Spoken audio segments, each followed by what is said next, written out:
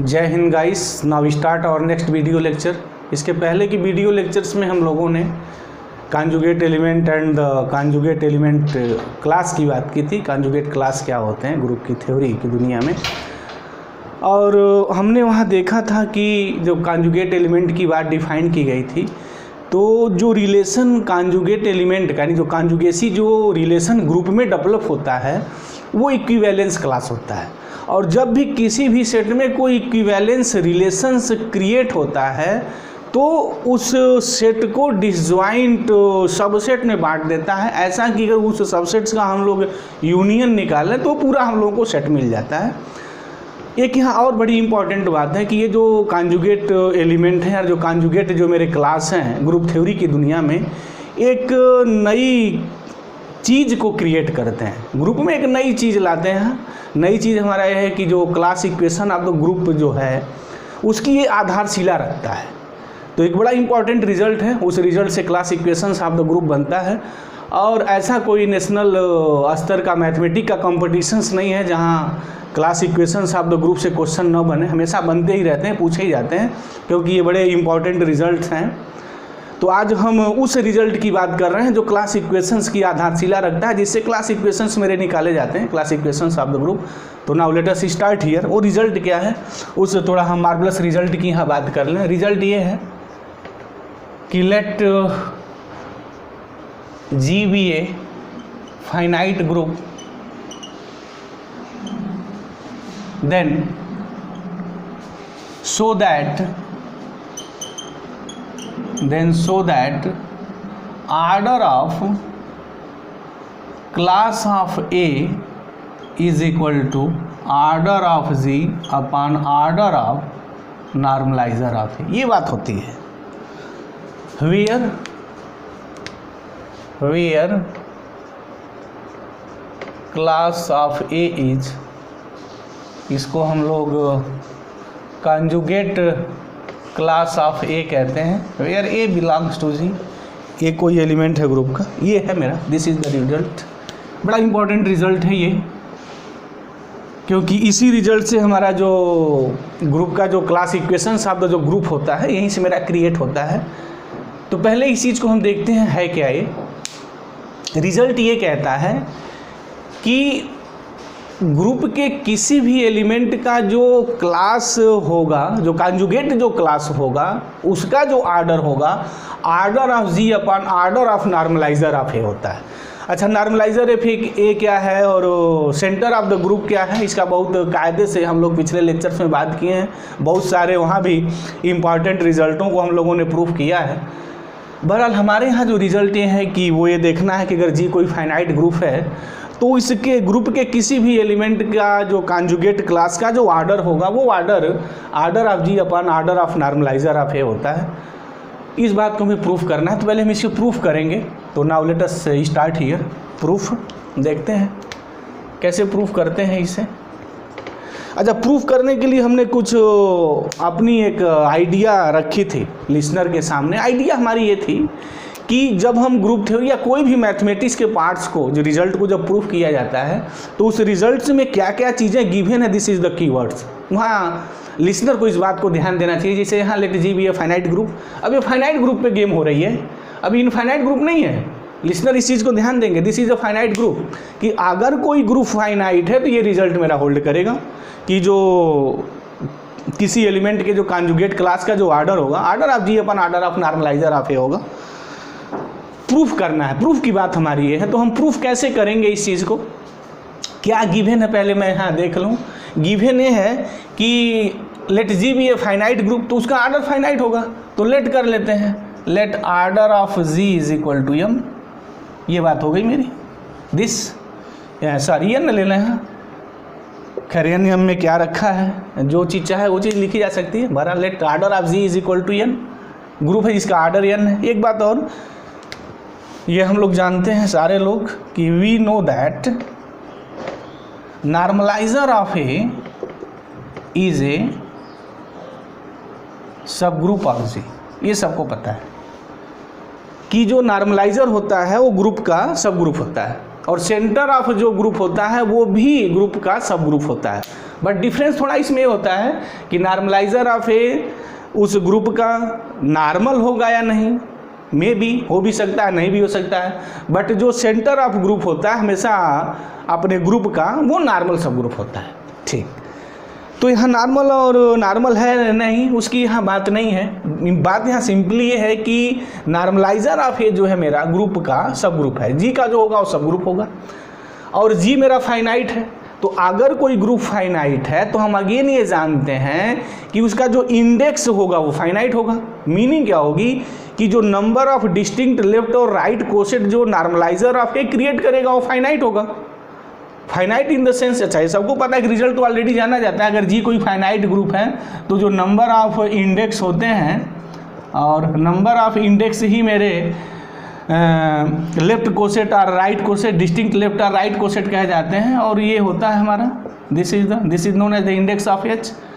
और एच के कितने डिस्टिंक्ट और राइट कोसेट बनेंगे फिर ग्रुप जी इज फाइनाइट, तो order of G upon order of H is known as the number of the distinct cosets. अच्छा, ये वैल्यू कितनी हो सकती है? अगर ये n है तो इस टोटल की वैल्यू n आ सकती है only when order of h is equal to 1। अगर h आइडेंटिटी एलिमेंट का सब ग्रुप क्रिएट हो जाए तो n आएगा, या n से कम आएगा।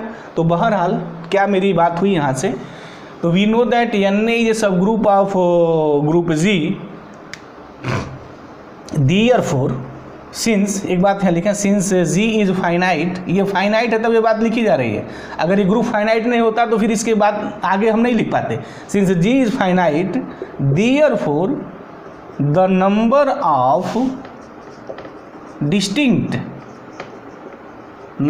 डिस्टिंक्ट लेफ्ट और राइट कोसेट, मेरी आदत हमेशा राइट कोसेट लिखने की रही है तो मैं राइट कोसेट ही लिखता हूँ। Number of distinct right coset of N A in G is finite. जो number of distinct right coset होंगे N A in G is finite होंगे। लेट कर लेते हैं, फाइनाइट है तो let it is M.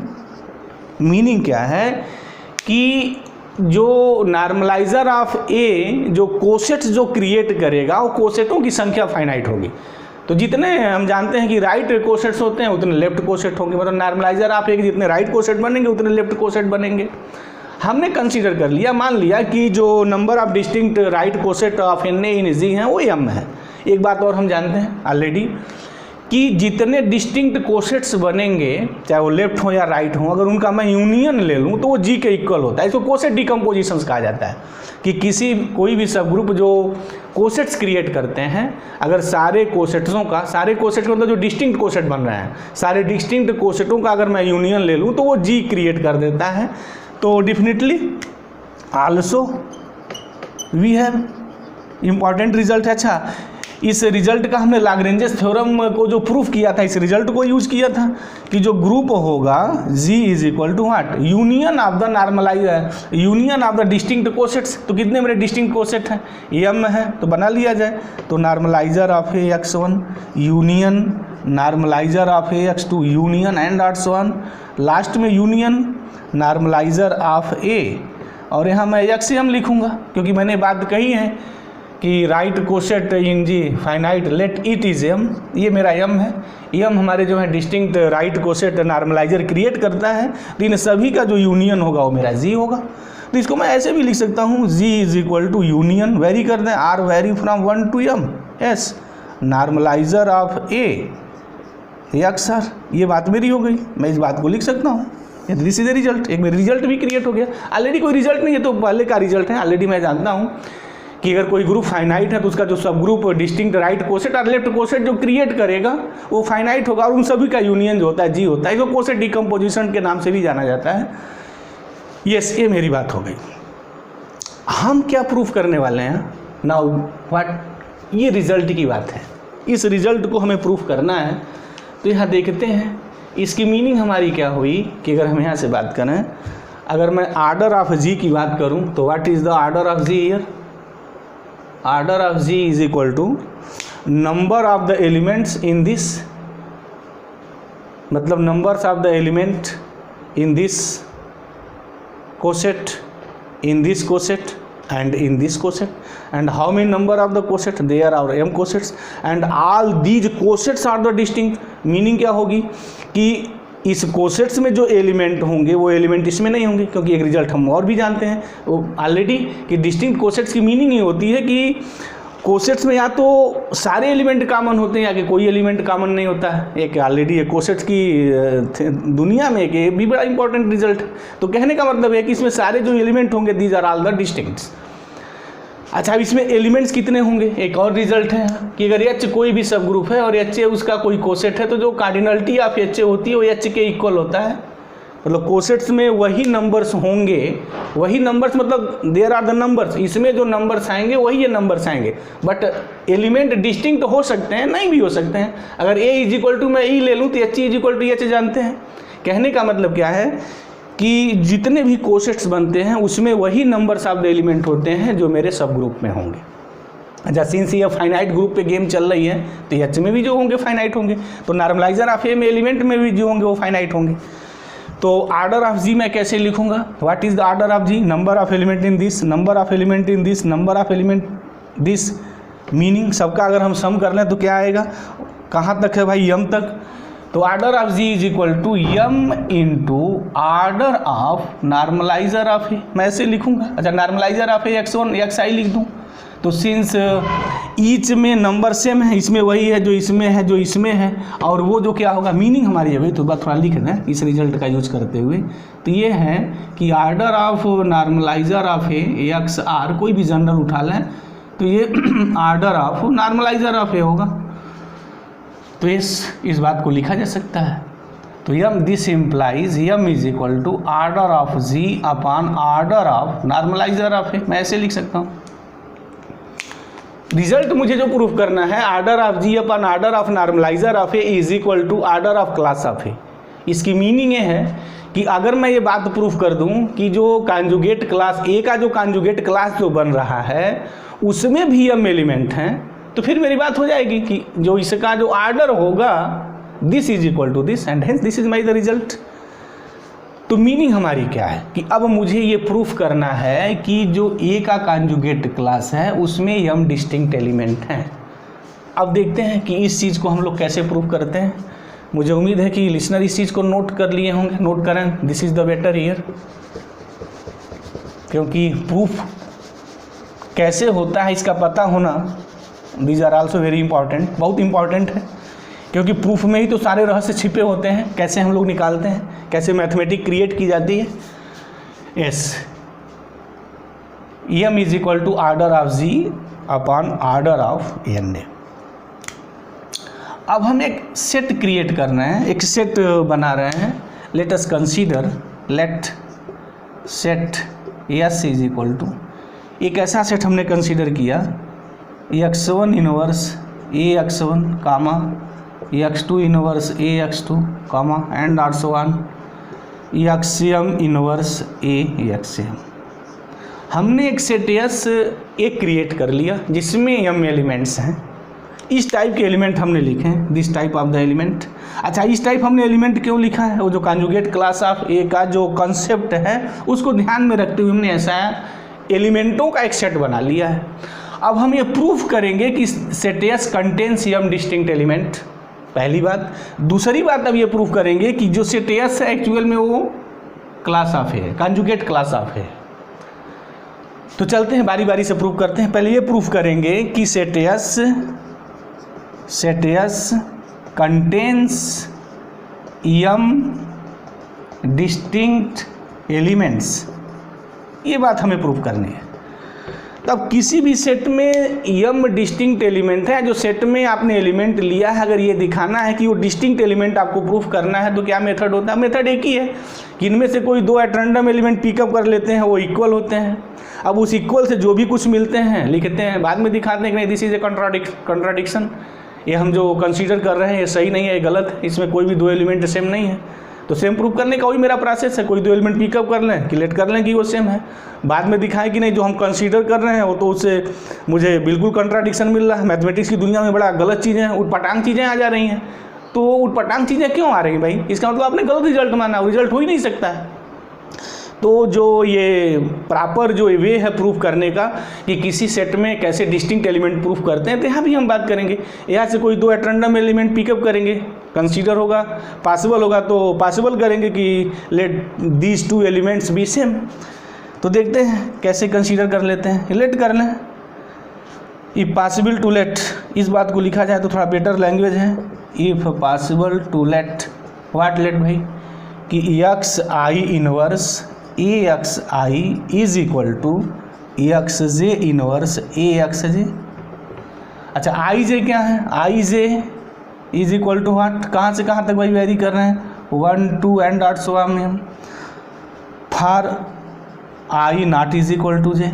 Meaning क्या हो गई, आई जो है जे के इक्वल नहीं है, बट हमने कंसीडर किया कि ये दो एलिमेंट इक्वल है, इनमें से कोई भी दो एलिमेंट हमने पिकअप कर लिया। मीनिंग ये x1 x2 इक्वल नहीं है, बट क्या संभव है कि दो एलिमेंट इक्वल हो जाएंगे क्या? ये this is the best process to proof the distinct element contain the set, कि कोई सेट डिस्टिंक्ट एलिमेंट कंटेंट करता है, हमेशा एक बड़ा बेस्ट वे है प्रूफ करने का। तो चलते हैं, हमने कंसीडर कर लिया कोई दो जनरल एलिमेंट इसका पिकअप किया, वो इक्वल है, आई not is equal to j, आई जे के इक्वल नहीं है बट ये एलिमेंट इक्वल है। तो देखते हैं क्या बात आती है। इस बात को हमने कंसीडर किया है कि X I inverse A x I is equal to this. अब हम लोग यहाँ से लेफ्ट साइड से नहीं सॉरी राइट हैंड साइड से एक्स इनवर्स एक्स आई इनवर्स ऑपरेट करते हैं। ग्रुप है तो ग्रुप के जो एलिमेंट होंगे सारी ग्रुप की प्रॉपर्टीज़ को सेटिस्फाई करते हैं, तो जो भी कुछ हो रहा है तो ग्रुप जी में ही तो हो रहा है, तो ऑपरेट कर दिया जाए। एक्स आई इनवर्स ए एक्स आई इनवर्स इधर से ऑपरेट कर दे रहे हैं, तो ये एक्स जे इनवर्स ए एक्स जे एक्स आई इनवर्स। सबको पता है कि ये क्या गुल खिलाएंगे, आइडेंटिटी मिलेगी, और आइडेंटिटी किसी एलिमेंट पे ऑपरेट करेंगे तो सबको पता है कोई डिफरेंस नहीं होने जा रहा है। ये हो गया मेरा एक्स जे इनवर्स ए एक्स जे एक्स आई इनवर्स। अब लेफ्ट हैंड साइड से एक्स जे ऑपरेट कर दें तो ये हो गया X J x I inverse A is equal to X J x I inverse. Again ये जो होगा आइडेंटिटी होगा, और आइडेंटिटी किसी एलिमेंट से ऑपरेट होगा तो रिजल्ट क्या है सबको पता है, आइडेंटिटी हो जाना है। तो A x J x I inverse this, ये मेरी बात आ गई। इसकी मीनिंग हमारी क्या हो गई, व्हाट हैपेंस। थोड़ा नॉर्मलाइजर ऑफ ए पे बात आ जाए यहाँ।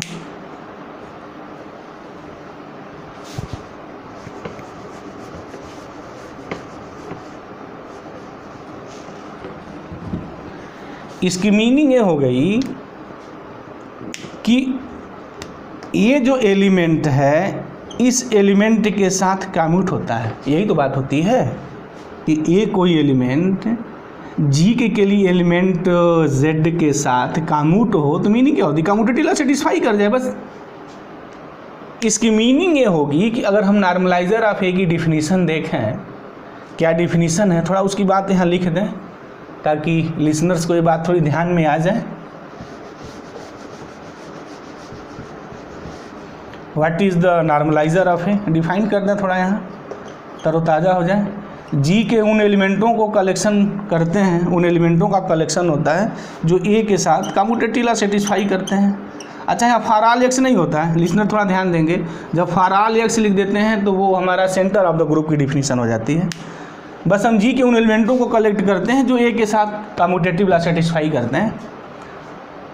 जो भी अब यहाँ देखें कि ये जो एलिमेंट है, डेफिनेटली ये तो जी का एलिमेंट ही है, जी से तो बाहर जाना ही नहीं है। ये जो एलिमेंट है वो ए के साथ कम्यूट होता है, तो यहाँ से ये बात निकल के आ जाती है खींच के बाहर कि जो एक्स जे एक्स आई इनवर्स होगा वो नॉर्मलाइजर ऑफ ए में बिलोंग करेगा।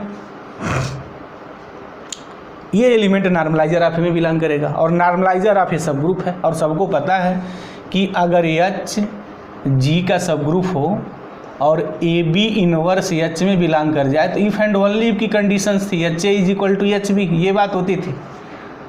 अच्छा a b inverse belongs H करे या a inverse b belong H करे, सब वहाँ बातें प्रूफ की गई हैं कि H a is equal to H b होगा। X J x I inverse belongs normaliser of a, तो यूजिंग दिस रिजल्ट हम क्या बात कहेंगे भाई कि normaliser of A x I is equal to normaliser of A x j. ये बात हो गई मेरी, मतलब और आई और जे कहाँ है, आई और जे जो मेरे हैं वो 1 से लेके m तक है, कोई 1 2 3 कोई भी होगा, 1 हो सकता है, 2 हो सकता है, 3 भी हो सकता है, कुछ भी हो सकता है। आई नॉट इज इक्वल टू जे वहाँ बात है। और यहाँ क्या है एन ए एक्स आई। अब थोड़ा लिसनर यहाँ बात को ध्यान दें, सीरियस हो जाए यहाँ। ये मेरा जो है कोसेट्स है, this is the coset of normaliser of ए, और ये भी मेरा कोसेट और ये राइट कोसेट। और पहली ही बात पॉसिबिलिटी की कही गई थी कि i not is equal to j, i not is equal to जे है, मतलब ये और ये सेम नहीं है। अगर ये x1 होगा तो x2 होगा, अगर ये x3 होगा तो x5 होगा, कुछ भी होगा, मतलब ये सेम नहीं हो सकता है।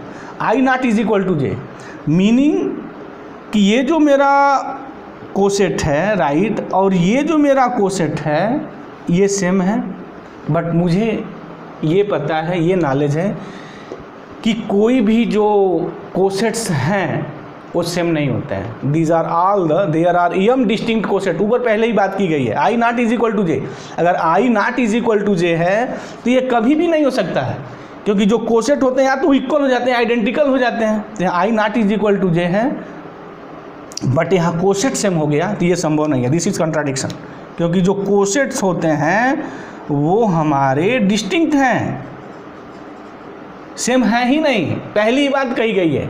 और वो मेरे यम जो कोसेट्स हैं, these are M cosets are distinct, I J vary from 1 2 and dots 1 M, और इनमें से जो मेरे यम कोसेट हैं वो डिस्टिंक्ट हैं। लेकिन मुझे यहाँ मिल रहा है कि नहीं, जो कोसेट हैं वो तो सेम हो गए, लेकिन आई नॉट इज इक्वल टू जे है, तो दिस इज ए कंट्राडिक्शंस।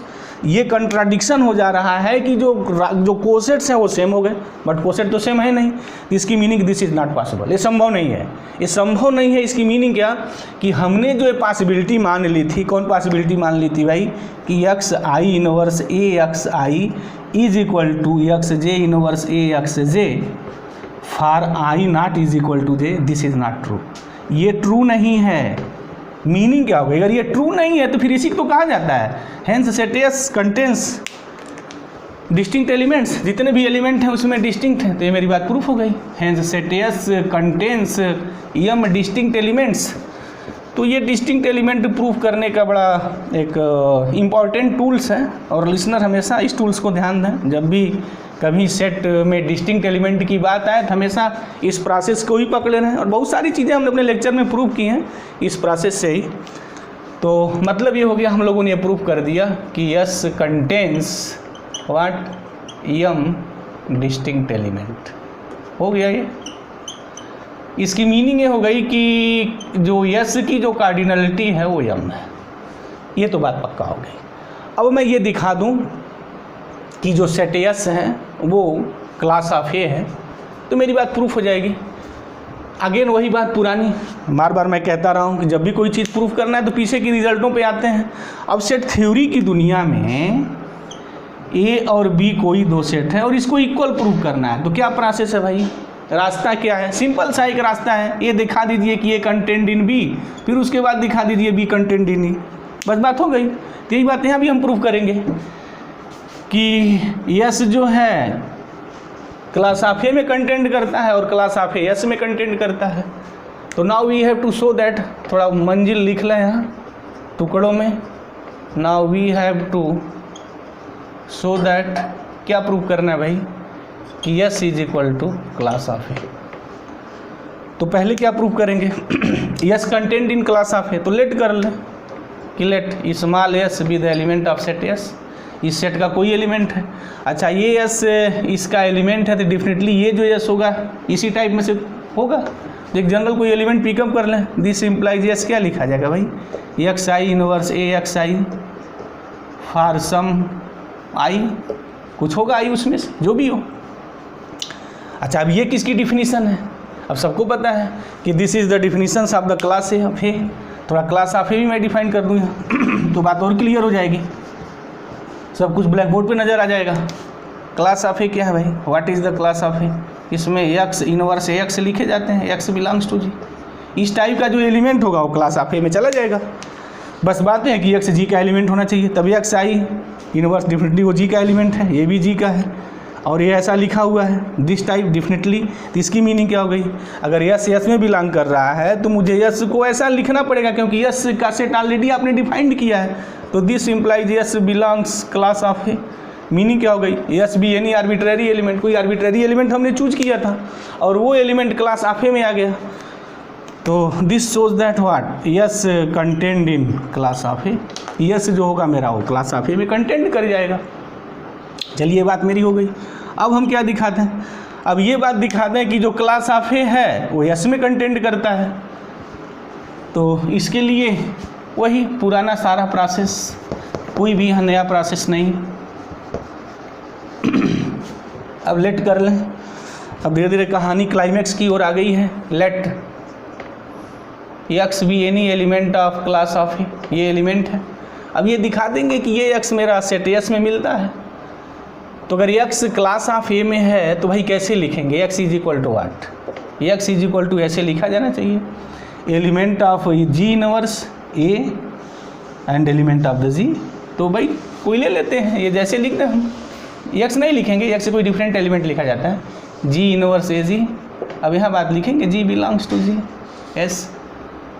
और अभी ये बात थी कि जी जो है मेरा union of R vary from 1 to m normaliser of A X R है, ये है मेरा।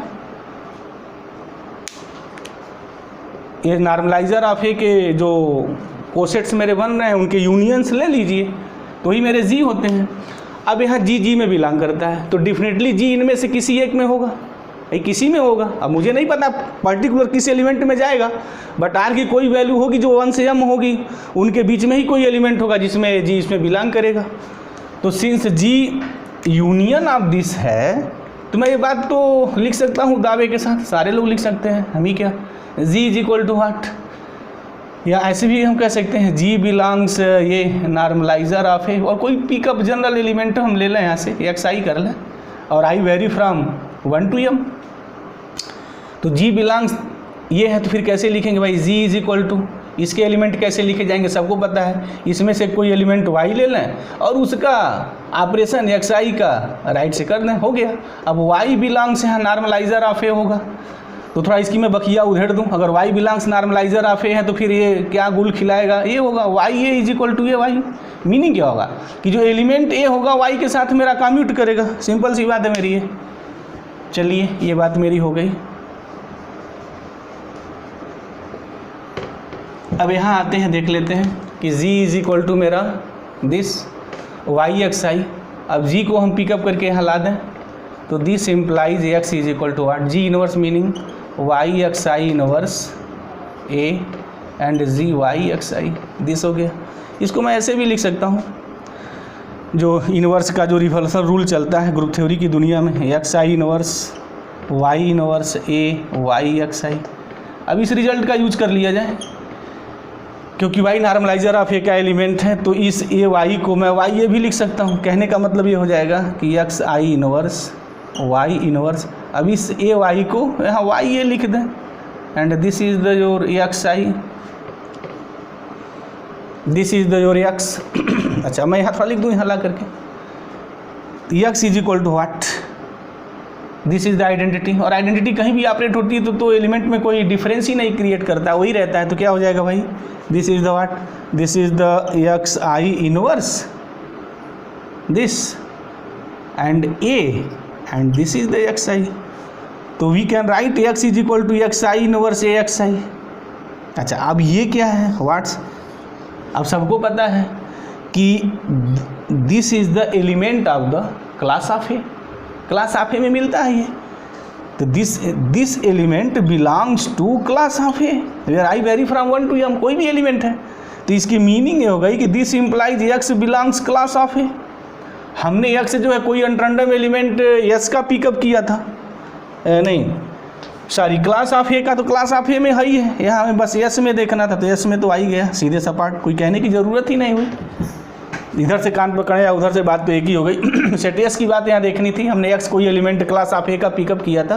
तो ये जो एलिमेंट है आई वेरी फ्रॉम 1 to n.m, कहाँ का है भाई, देखिए सेट एस का कोई भी एलिमेंट है इसमें का, हमने x कोई भी random element class of A का लिया था, तो ये जो एलिमेंट है this is belongs to set S। इसकी मीनिंग हो गई कि x बिलोंग्स टू S।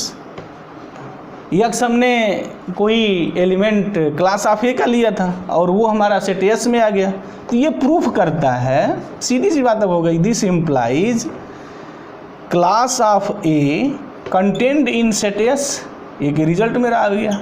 अब इसको देख लें, हम स्टार नाम दे दें, इसका हमने डबल स्टार नामकरण संस्कार कर दिया, तो from star and double star what, S is equal to class of a. मेरी बात प्रूफ हो गई। अब S is equal to class of a, तो मीनिंग मेरी क्या हो गई, order of S is equal to what. अब मैं थोड़ा यहाँ लिख लूँ, अब तो बस केवल रस्म अदायगी रह गई है, बाकी चीज़ तो अब हो गई। S is equal to class of a. अच्छा, दो सेट अगर इक्वल हैं तो मीनिंग क्या है कि जो सेट S में जैसा होगा क्लास ए में भी होगा, यानी सेट S में इस टाइप के एलिमेंट हैं तो वही मेरे क्लास ए में भी एलिमेंट हैं। तो क्लास आप ए में एलिमेंट कितने होंगे भाई, आर्डर ऑफ S हुआ, आर्डर ऑफ क्लास ऑफ ए, और ये पता है order of S this is the what, m is equal to order of what, class of A. By this result हमने रिजल्ट निकाला हुआ है। अब इस m की वैल्यू को उठा के सीधे आप पिकअप कर दीजिए, पिकअप ला दीजिए, तो what, order of class of A is equal to order of G upon order of normaliser of A, hence this result is proof here. तो यहाँ रिजल्ट प्रूफ करना इंपॉर्टेंस नहीं है लिसनर, इस बात को ध्यान देंगे कि रिजल्ट को किस तरीके से प्रूफ किया गया, दिस इज द इम्पॉर्टेंस। और हमारा जो उद्देश्य है बस यही है कि हम उस रास्तों को क्रिएट करेंगे, उनको डेवलप करेंगे, कैसे हम लोग मंजिल पे आएंगे, कैसे आप सीखेंगे कि हम कैसे उस चीज़ को प्रूव करेंगे। तो मेरा उद्देश्य बस यही है कि प्रूफ करने की टेक्निक क्या है। और बेसिकली मैं ग्रुप थ्योरी की दुनिया में या मैथमेटिक्स का जब कोई भी ब्रांच पढ़ाऊंगा तो उन रिजल्ट को 100% प्रूफ करूंगा, जिनसे a lot of number of the questions in higher level mathematics competitions में पूछे जाते हैं। और जो नेशनल यूनिवर्सिटीज़ जो हैं हमारी बड़ी बड़ी, उन पे जो क्वेश्चंस जो बनते हैं एकेडमिक स्तर पे, वो भी मेरे ध्यान में है। उस रिजल्ट को, उन रिजल्टों को भी हम प्रूफ करेंगे। तो मुझे उम्मीद है लिसनर ये बात बिल्कुल क्लियर हो गई होगी। और एक बात खुद अपने से भी प्रूफ करें, क्योंकि ऑलमोस्ट कहता रहा है कि मैथमेटिक्स उन्हें आती है जो खुद मैथमेटिक्स लगाते हैं। तो मुझे उम्मीद है गाइस ये बात बिल्कुल क्लियर हो गई होगी। Thank you very much guys, जय हिंद।